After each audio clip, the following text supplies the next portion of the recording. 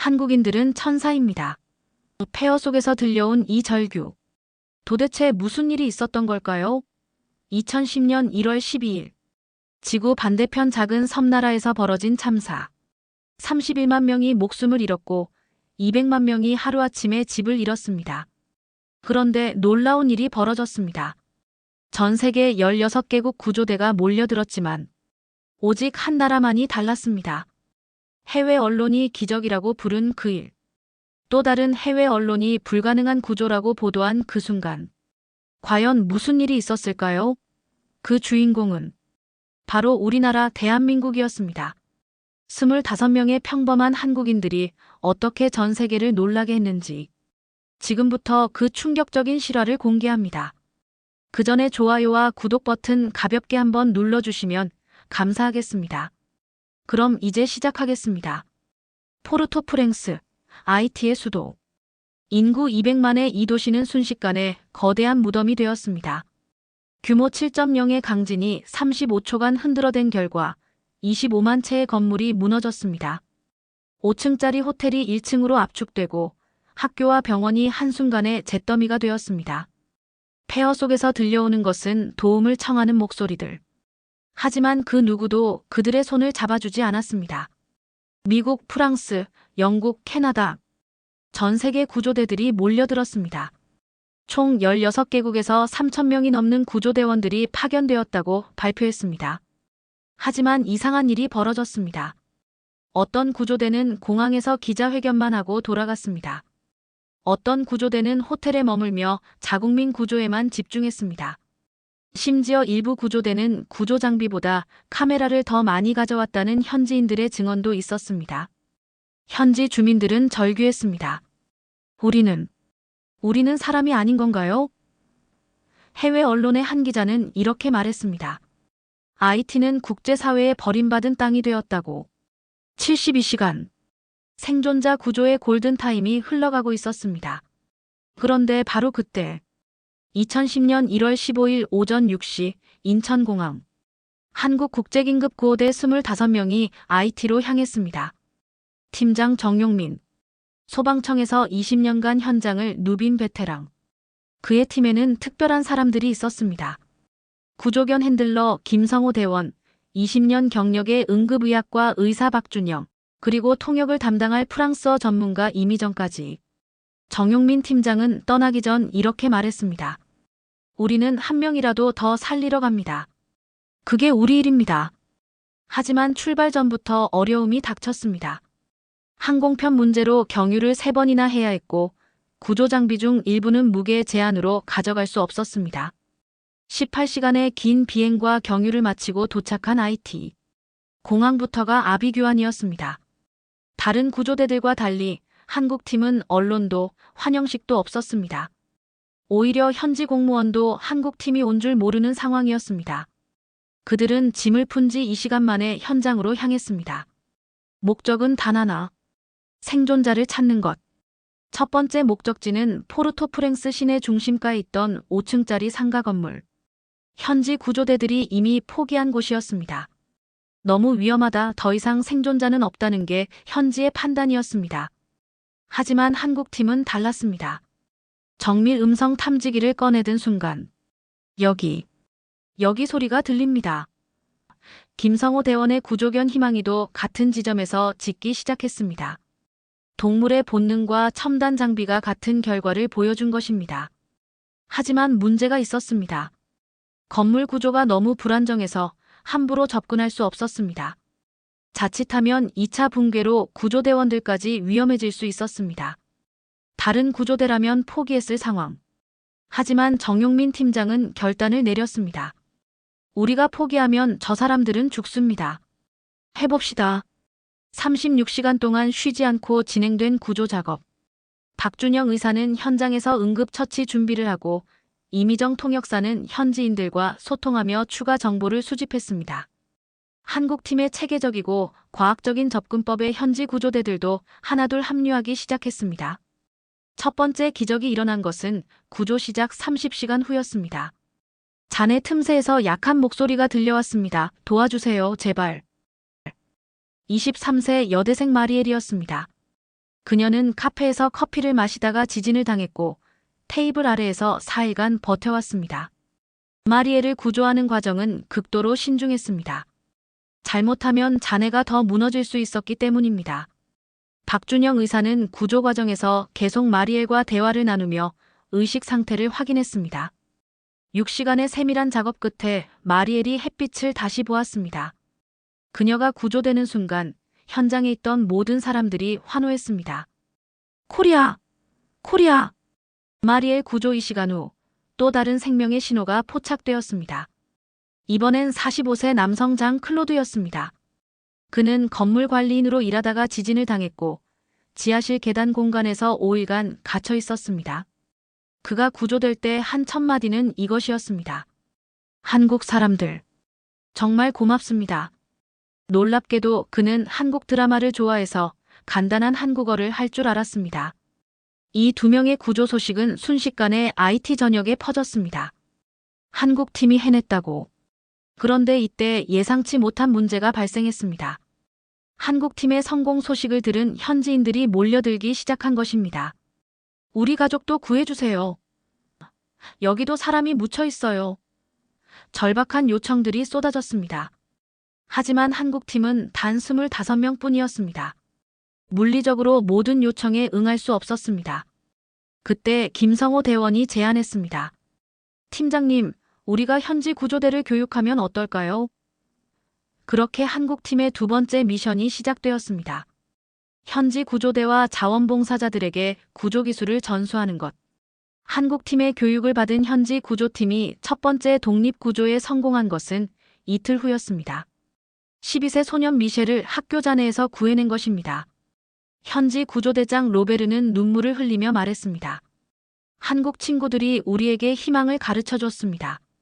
그 사이 한국팀과 함께 도착한 또 다른 영웅들이 있었습니다. 바로 대한민국 국군의무지원단. 팀장 이재훈 중령을 비롯해 의사 5명, 간호사 8명, 의무병 12명으로 구성된 25명의 의료진이었습니다. 그들이 IT에 도착해서 본 현실은 충격 그 자체였습니다. IT 최대 병원인 포르토프랭스 종합병원마저 반 이상이 무너진 상태였습니다. 의료진은 있었지만 장비도 약품도 심지어 깨끗한 물조차 없었습니다. 이재훈 중령은 당시를 이렇게 회상합니다. 이곳엔 의료시설이라고 부를 만한 게 없었습니다. 사람들이 길거리에서 죽어가고 있었어요.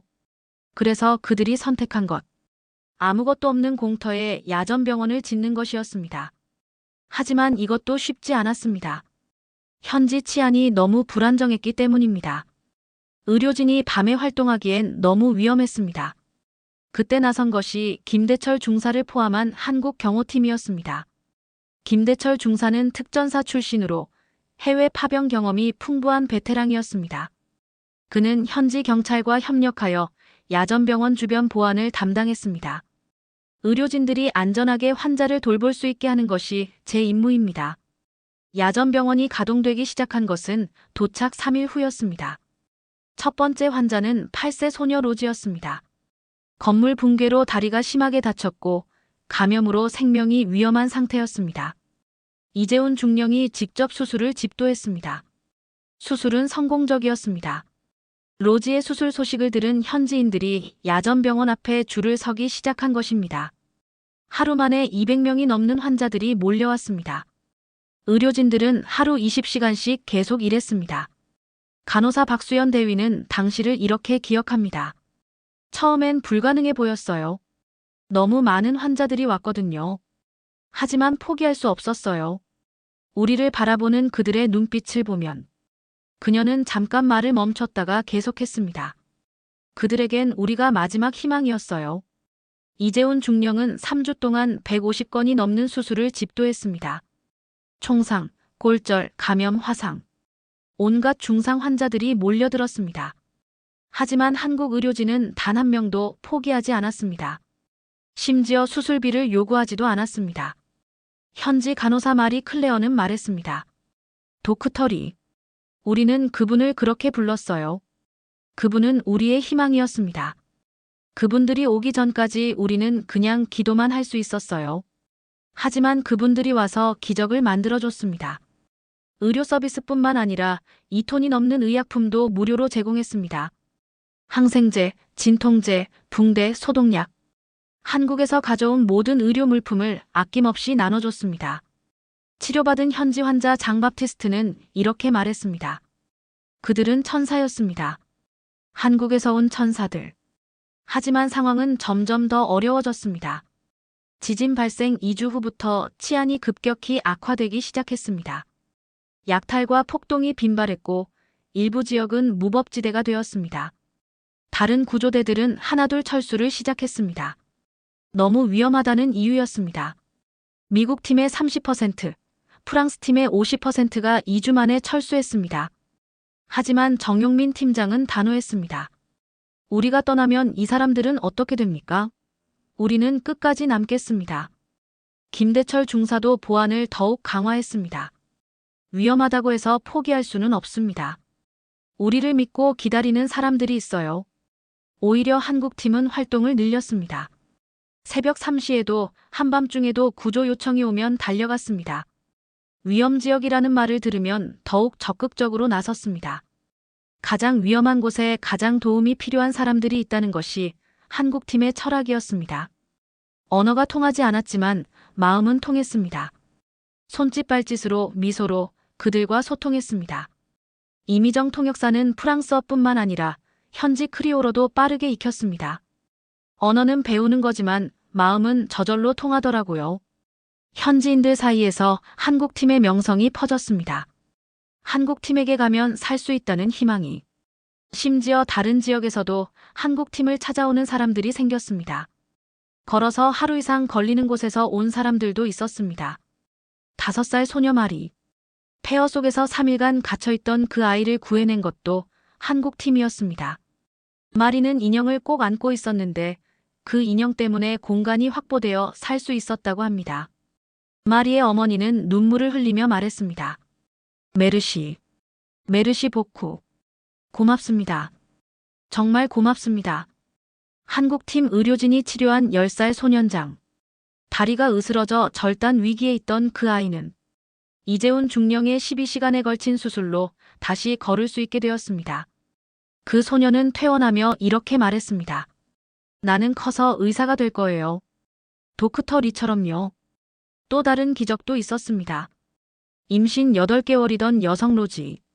건물 붕괴로 중상을 입었지만 한국 의료진의 응급수술로 건강한 아기를 출산했습니다. 그녀는 그 아기의 이름을 코리아라고 지었습니다. 한국이 우리에게 새 생명을 선물해 주었어요. 밤낮 없는 활동 속에서도 한국팀은 현지인들과의 소통을 잊지 않았습니다. 구조작업 중에도 아이들에게는 과자를, 어른들에게는 따뜻한 차를 나눠주었습니다. 언어는 달라도 마음만은 같았습니다. 한 현지 남성 피에르는 이렇게 말했습니다. 그들의 눈빛에서 우리를 향한 진심을 느꼈습니다. 한국팀의 숙소 앞에는 매일 현지 아이들이 모여들었습니다. 구조대원들과 함께 그림을 그리고 노래를 부르며 잠시나마 지진의 공포를 잊었습니다. 김민수 대원은 말했습니다. 우리가 그들을 위로했지만 사실은 우리가 더 많은 위로를 받았습니다. 한국팀의 활동에는 특별한 에피소드들이 많았습니다. 구조견 희망이는 현지 아이들의 마스코트가 되었습니다. 박수연 간호사는 현지 간호사들에게 한국의 간호기술을 가르쳤습니다. 기술을 가르쳐주면 우리가 떠나도 계속 도움이 될 수 있잖아요. 3주간의 활동 중 가장 기억에 남는 순간. 한국팀이 구조한 할머니 마틸드. 86세의 고령에도 불구하고 무너진 집잔의 속에서 4일을 버텨냈습니다. 구조되는 순간 그녀가 한 말. 하느님이 천사들을 보내주셨구나. 그 할머니는 지금도 살아계시며 매년 한국에 감사 편지를 보내고 계십니다. 한국 구조대의 활약은 IT를 넘어 전 세계에 알려졌습니다. 유엔 사무총장 반기문은 이렇게 말했습니다. 한국팀의 헌신적인 노력은 국제사회의 모범이 되었습니다. 프랑스 외무부는 성명을 통해 한국 구조대의 전문성과 인도주의 정신에 깊은 감사를 표한다고 발표했습니다. 하지만 무엇보다 감동적인 것은 현지인들의 반응이었습니다. 한국팀이 활동하는 곳마다 코리아라는 말이 희망의 상징이 되었습니다. 절망에 빠진 사람들에게 코리아가 온다는 말은 곧 희망이 온다는 뜻이었습니다. 마침내 3주간의 활동을 마치고 한국팀의 철수날이 왔습니다. 그들이 예상하지 못한 믿을 수 없는 광경이 펼쳐졌습니다. 수백 명의 IT 주민들이 한국팀 숙소 앞에 모였습니다. 그들 손에는 태극기가 들려 있었습니다. 어디서 구했는지 손으로 그린 태극기부터 천으로 만든 태극기까지 다양했습니다. 떠나는 한국팀을 향해 그들이 한 목소리로 외쳤습니다. 코리아, 메르시, 코리아, 고맙다 한국아, 잊지 않겠다, 고. 그 순간 강철 같던 구조대원들도 눈물을 참을 수 없었습니다. 정용민 팀장은 떨리는 목소리로 말했습니다. 우리는 그저 우리가 해야 할 일을 했을 뿐입니다. 김대철 중사는 현지 경찰관들과 포옹을 나눴습니다. 처음엔 의심하던 그들이 이제는 가족처럼 대해주었습니다. 박수연 간호사는 현지 간호사들과 함께 울었습니다. 언젠가 다시 만나요라는 약속을 했습니다. 이미정 통역사는 현지 아이들에게 한국어를 가르쳐 주었습니다.